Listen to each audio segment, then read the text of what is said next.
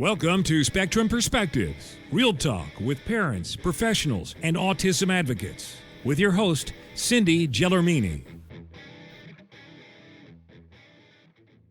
And I drove home, just, tears streaming down my face, walked into the door, told my husband, Jason, the news, because he had stayed home with our 2-year-old son, Lucas. And we just dropped to our knees and prayed right then and there and decided that we were going to put the baby in the Lord's hands and come what may. And the next, couple of months, that diagnosis came in May, and Lucas was born in August 12, 2004. The next couple of months were an intense period of wrestling with my faith, wrestling with the Lord, begging, pleading, sitting on the internet for hours on end, trying to find out ways to solve this problem as like a control freak woman, mom, as so many of us are. And eventually coming to this place of surrender and saying and really meaning, thy will be done, Lord. If I'm meant to raise this child with special needs, give me the strength that I need. And if you are going to call this baby home, give me the strength I need to get through it. The sleeping, oh my gosh, they should call autism just sleep no more. It's just what's with the sleeping? Yeah. He would like jump on me. He'll stand on the top of the headboard and jump on my head, like with his knees, like wrestling style. I'm like, oh, what are you trying to kill me? What is going on right now? But he thought it was hilarious. Yeah. I'm like, no, I think there's zero melatonin in that brain. Just what the heck is going on? And it is. I saw you talking with someone else about the 3 a.m. I'm like, that's exactly right. It's 3 a.m. for every single day. Why is it always 3 a.m.? That's the time. And it's like, it's a party. It's like wild. Like he's just up and he's like, it's like there's a little drunken man in my bed. He's laughing hysterically at some jokes inside his own head. And I mean, I'm glad he's having fun. Yeah. I know someone's enjoying this. Age, we're feeling like we just were laughing. We're like, we haven't slept for 11 years, Yeah. We're ready now. We're ready for that sleep. Yeah. I think the sleep deprivation over the years, because we had a whole maybe 2 years where he started every day at 3 a.m. And it was like running at 3 a.m. going. Yes, and it's always 3 a.m. Why is it 3 a.m.? I don't understand. 3 a.m.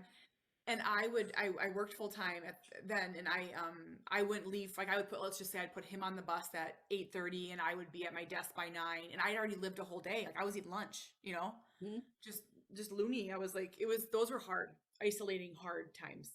Yeah. Yeah. And that's a big problem that people don't understand and know about. That's a behind the scenes thing, is that you're severely sleep deprived for years. Yeah, it's used as torture. I always say sleep deprivation is used as torture. Exactly. I realized that I needed to do a lot of changing. Like I needed to make myself different. I was stuck in this sad, dark place. I was looking at this as a negative thing, and that wasn't fair. And I was missing Cooper's life. And I did a big transformation in how I did that. And our life is completely different now because I look at it differently. Yeah. Well, you definitely have a great attitude. I mean, I can see it in all your posts, and it does almost make it seem like it's, life is always so wonderful. I'm like, yeah, no, it's not. It's very difficult when you have an autistic kid. It's not, but my message is, like in the books, I say it over and over again, at the end of every chapter, I love you just the way you are. I'm not trying to change you. I'm not trying to change who you are. I have to change me. I have to change me, and I have to change my reactions and how I am toward you. And I need to help you through, whatever.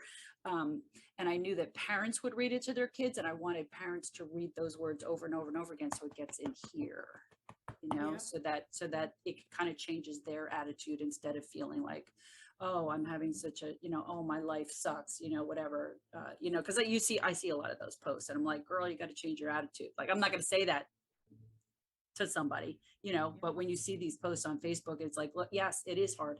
I know it's hard. It is, but you got to pull yourself out of that dark place, and you got to change what's going on in here and here, or you're not going to make it. You're not going to get through. Well, And you're the only person that's going to fight for your child until the death. And you can't do that when you're in that dark, angry place. You just, you can't. Right. You don't see things right. Right. And so yeah, when I made that change, I became a much happier person, a better mother, better. Like, it was like a weight was lifted. And did Cooper's autism get any easier? No, he was exactly who he was. But I have so many different examples. It's like, I stopped trying to go places and pretend that we were something that we weren't. We couldn't go to Aunt so-and-so's for Christmas. We can't go to the camping trip that everyone goes to, but we can do these things. Right. You know, even today, we still can't fly in an airplane. We can't go to a restaurant, but we just had our first ever 3-day trip to a water park. And we made it work because we got a cabin and a cabana, and we brought our own food. So, my message is like, you're going to make it through this. You just have to adjust the picture of what the end looks like. So tell me how he is communicating now. So happy. Yeah. About 4 years ago, one of the gentlemen said, "Hey, I heard about this program that I think Adam would be perfect for, and it's called RPM, and RPM stands for Rapid Prompting Method. It's actually using a stencil board and to communicate, and he just taps out with a pencil or a pen and writes out using the stencil board of the alphabet or numbers." Tell me about the first time. How did they start this? I cried like a baby. And Adam was in one room, and then we could see in the next room, so we could see what they were doing. They did Twinkle, Twinkle, Little Star. And then he spelled twinkle. He did twinkle. But did she tell him how to spell twinkle? Like, how did he know how to spell twinkle? No, she started with, okay, you want to start with T, twinkle starts with T. And then he just went. He tapped the T. He spelled the whole twinkle. And it's just. But how did he know how to spell twinkle? I don't know. Hi, this is Adam Flagg and Jenny Walsky, and we're going to be talking about the Super Bowl. Since we had the Super Bowl yesterday, right? And yesterday, was it number 25 or was it number 55? Use your pen. Let's tell me. 55, yes. Now today, it's a really cold day out. Can you say cold? C, good job. Come on. O, to the left. O-L, perfect. O-C-O, now look for L. Up, up, up. That was right on. You like your L's, huh? Good job. Now, last one, D. Let's look for D. Add them up. There you go. C-O-L-D. Thank you. All finished. Okay? All finished. See, and a lot of it is we never gave him credit. And I feel very bad about that as a mom. Yes. My parents do, and everybody, that he knows a lot more than we give him credit for. Right. I also told the ABA school that I want to look into rapid prompting method for typing. At school, they introduced him typing with another controversial method, facilitated communication. Yes. Yes. So they called me that, Manisha, Akhil came for the typing session and this program will really benefit him. Okay. But I said, no, he doesn't know his letters and numbers. He didn't know, he knows. I said, but no, he doesn't know his colors and shapes. No, he knows. I said, but he doesn't know his alphabets. No, he knows.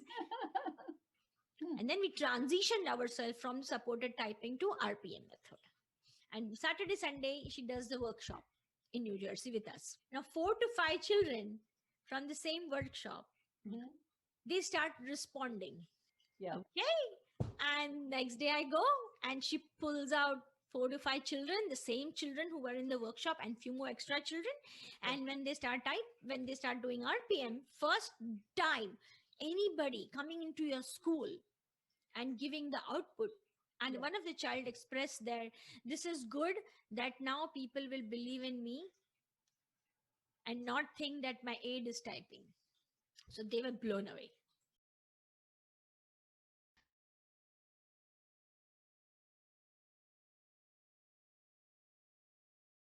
Can he read? Oh no, not at all. He doesn't know. He can recognize colors and some numbers, but that's it.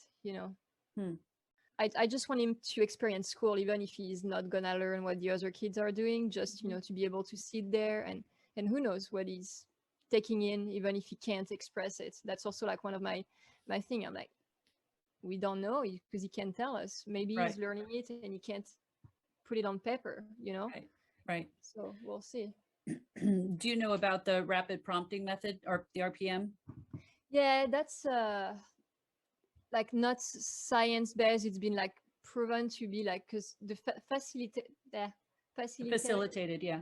Yeah, it can influence. I mean, basically it's kind of like a Ouija board in a way, where you.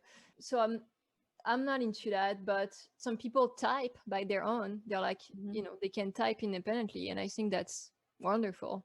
We're trying to teach Charlie typing, but like it's been months and he can't type his own name yet. So obviously not all kids on the spectrum can learn to type, but who knows, maybe one day he'll be able to. Like, I would love that. Yeah, they are not connecting because the language area, the Broca and the Wernicke area, they are in the left side of the brain, and the speech producing area is in the right side. And this message has to cross through the corpus callosum that separates the left hemisphere and the right hemisphere.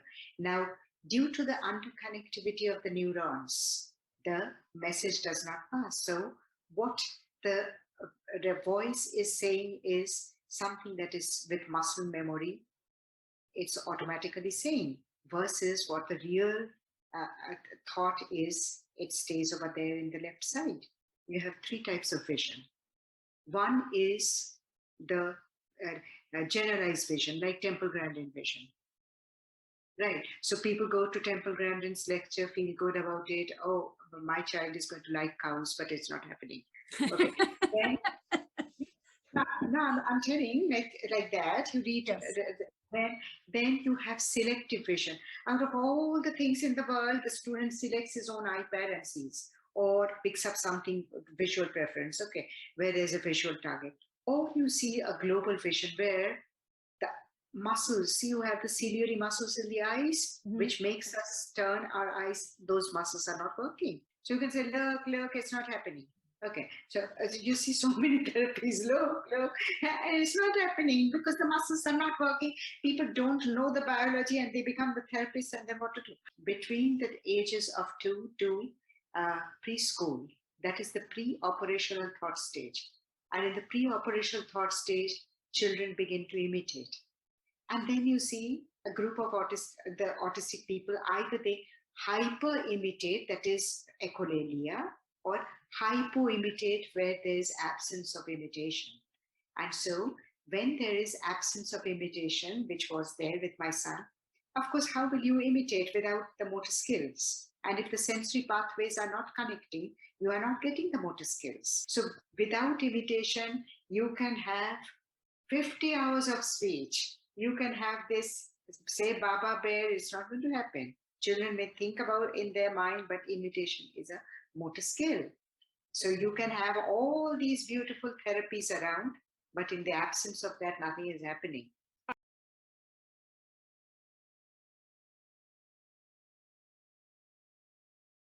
One of the things that they offered, and this was a game changer for us, was facilitated communication.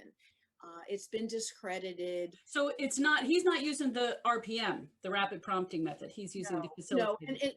No, and RPM is considered facilitated communication too. Ethan can use either method. Right. Yeah. Well, they're both controversial because people think that you're typing for them. Correct. Correct. Even though we tested it with him because we were suspicious too.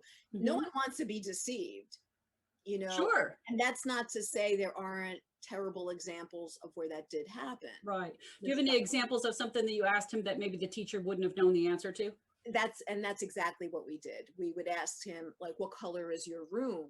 And the teacher would have no idea. And Ethan would type, the walls are blue, the ceiling is white. Mhm. He wouldn't know that. Right. And other questions that only he would know the answer to. So we knew it was legitimate for him.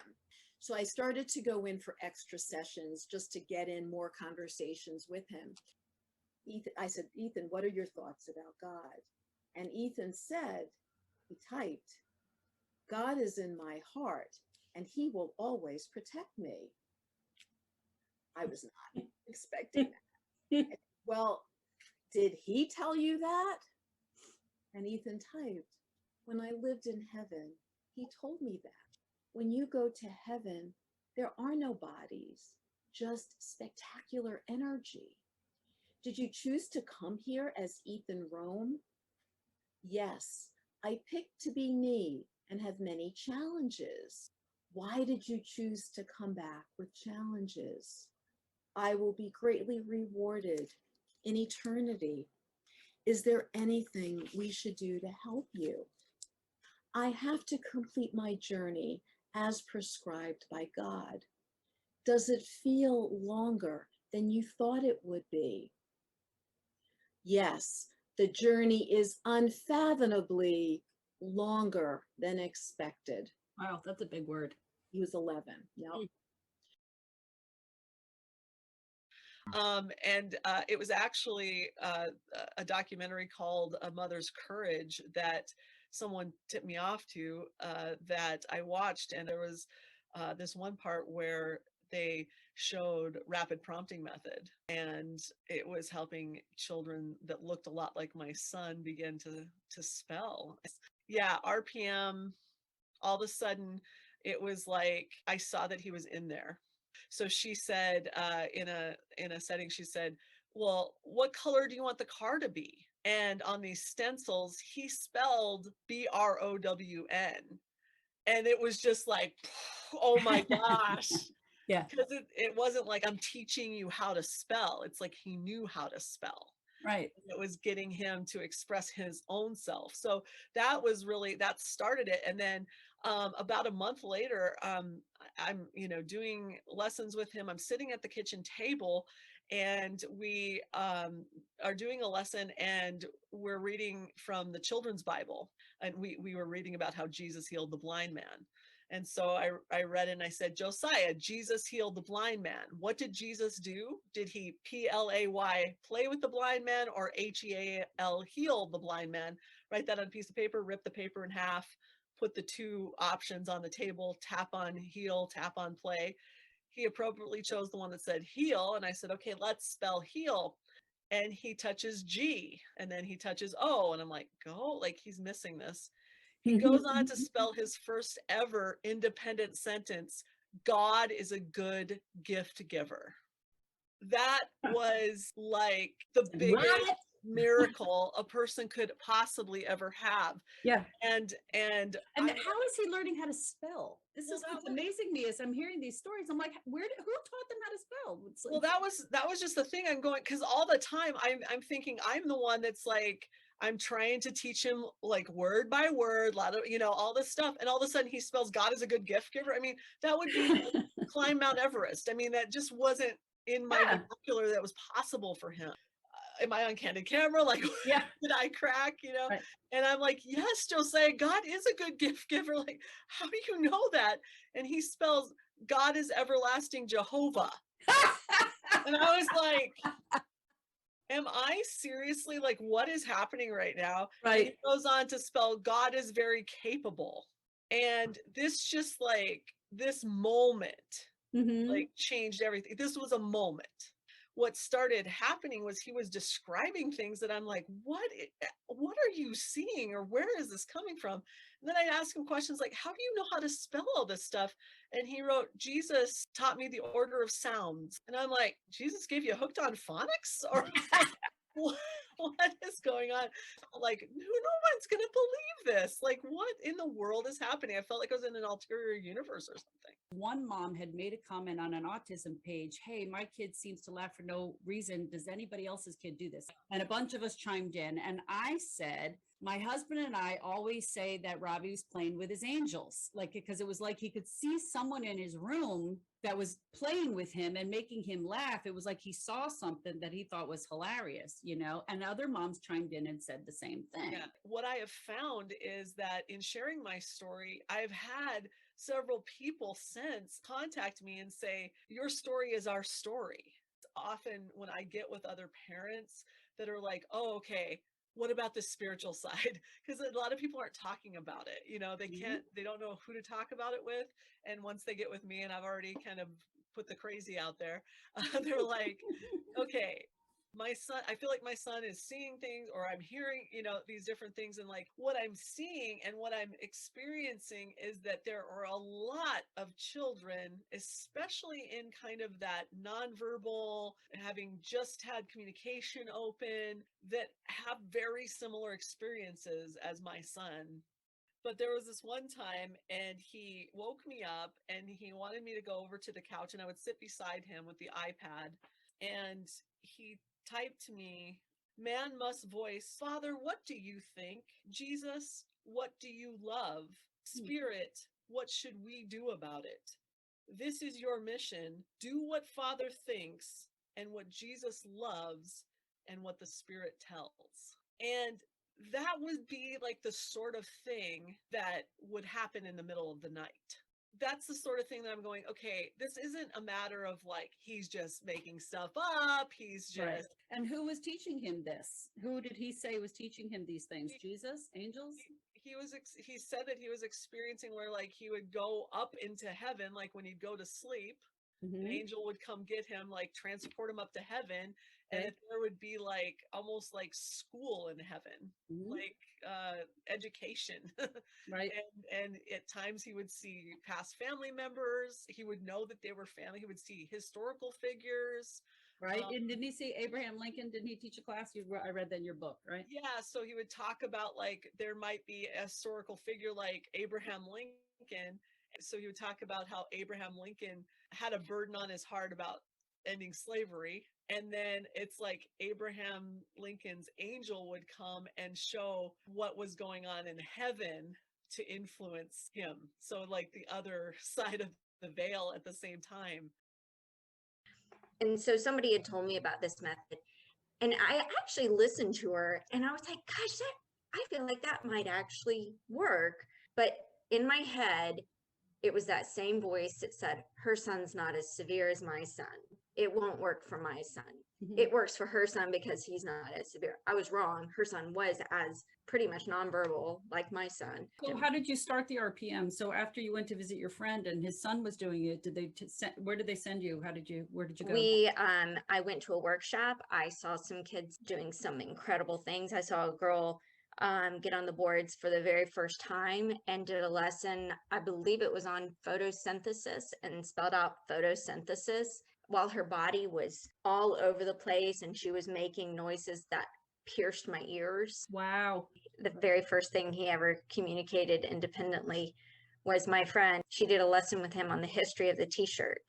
And she asked him, okay, if you could put any slogan on a t-shirt at all, what slogan would you put? It was the first open question anyone had ever asked him. And he spelled out, I am INHERE. I'm in here. And of course, I was sobbing and crying. Yes, you're crying, yeah. What Houston and others have explained is they are telling their body to do it, but their body's not doing it. Oh, so okay. There's that. It's not that the brain doesn't understand what I said, it's the body doesn't understand. Right. That's the end. Like it won't process the motor. He said, well, I have a photographic memory. And so basically he starts explaining this mind of his that is not understanding. It's actually understanding everything and taking in all this that's around us. And he began telling us that he could hear our thoughts. And I'm like, excuse me? Yeah. Bullshit. And he starts spelling out what I'm thinking. And then I tested him again and I tested him again. And then I had my daughter text me something and he spelled out that. And I went on and on and on to the point I was like, oh my gosh. And these guys, and again, to varying degrees, I don't want to say they all have, gifts. because some have some and some have others, but they see who a person truly is, and that appears as what they would call an aura, but it's what they're seeing is the soul, based on kind of who you are in your essence and what you're made of. That color appears, that's resonating because it's a frequency. And so it's all energy and frequency and wavelengths, except what happens in their brains is where they hear the sound that the blue makes. I've heard that before. They see the colors in the sound. Yes, and that's the synesthesia. Sound, yeah. As my son said, he said, I hear what I see and I see what I hear, but it's more complicated than that. Some of the colors actually even have a taste. Now, the other part, and it's totally up to you if you want to include this or not, but many of them experience both the physical and the metaphysical world. So they're seeing things that the rest of us aren't experiencing. Tell me more about heaven, since Robbie's there now. Yeah, it's pretty great how he sees all the angels bowing down. He talks about how he sees like the actual process of prayer in heaven. And prayer has wings. Prayer literally takes off. And he said thoughts float away, but prayer actually has lift, and it lifts off. And that was when he first realized that prayer was different than thought. And he talks about what the angels do with the prayers, and how the angels of children see the face of God before any other angel. God answers their prayers first, whatever they go to him with first. Children's prayers. Yeah, that I believe. Yeah. I know. Yeah, I know. And that doesn't surprise me. None of it. Yeah. And he has seen Jesus on the throne and the angels worshiping him. And my son, by the way, was kept in the basement of the church in the special needs classroom and watched, videos. Right. He was not given any theological instruction. How would he know these things, right? Yeah. That is my point. And one of the things he said was, when I said, well, like, tell me about heaven. And he said, well, one of the main things in heaven, literally spelling all this out, right? One of the main things in heaven is the making of new chances to give us. And I went, what?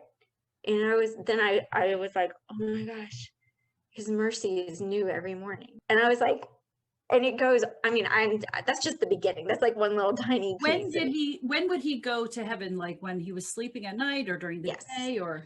So it was both. He said, I've been to heaven and God shows me visions. And he also, because he explained all time is happening at the same time and space is twisted inside of time, that he said, what happens is the angels will open windows in time to let me see things. And so he would start telling us things that other people were experiencing. And then those people were confirming what my son was saying, which was wild. So you really think that when the kids are waking up at 4 a.m. and they're laughing, that they are seeing their angels?